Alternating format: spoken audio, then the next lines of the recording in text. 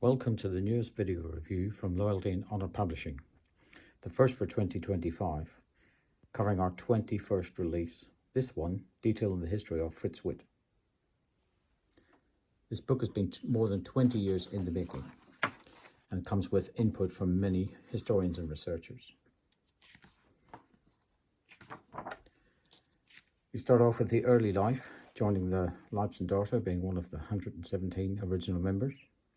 We have the book, the first part of the book is crammed full of the first documents to mention Fritz Witt, as well as the first documents signed by Fritz Witt.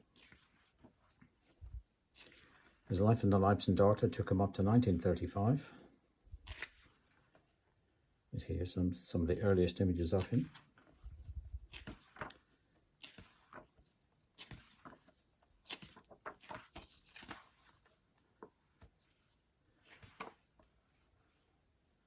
You can see the volume of documentation covering Fritz Witt, his daily orders and the like, some written by him, some he was part of. Very comprehensive and extensive access to rare early documentation from 1933 and 1934. We then see the orders for him to move to Deutschland in 1935, for where he stays until 1939.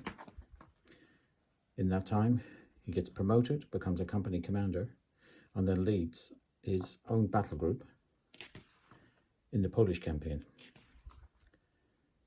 In that Polish campaign, he earns both classes of the Iron Cross for bravery.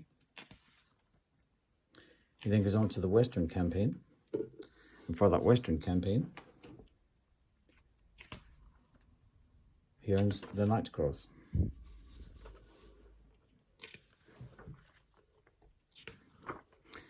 One of the first people to be awarded that high honour amongst the Waffen-SS.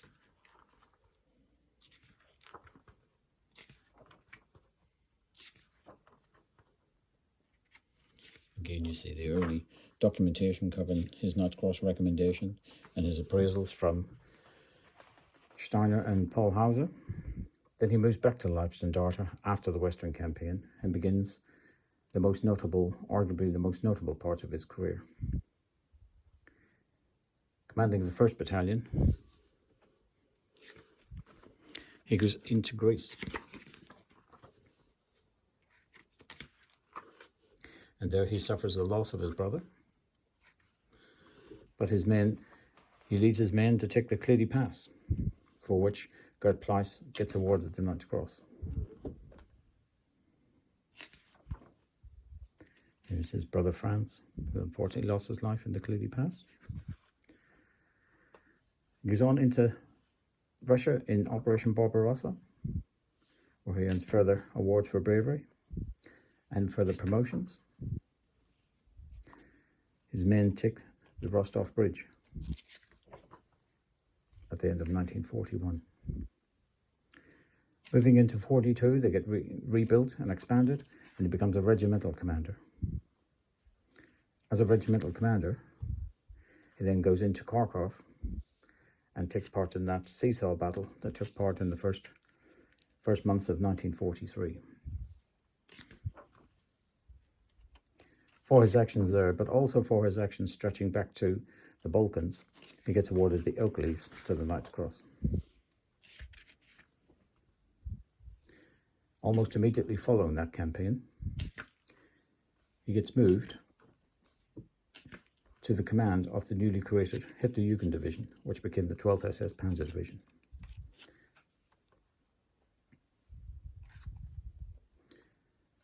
Here we see he wrote a lot of recommendations for the Knight's Cross and the German Cross and Gold for his various soldiers in the Kharkov campaign. In June 1943 through to May 1944, he builds a brand new Waffen-SS division and is put to the test at his highest command level, forming a division out of the youths that served in the Hitler Youth, an experimental undertaking, and one that, it's fair to say, he achieved.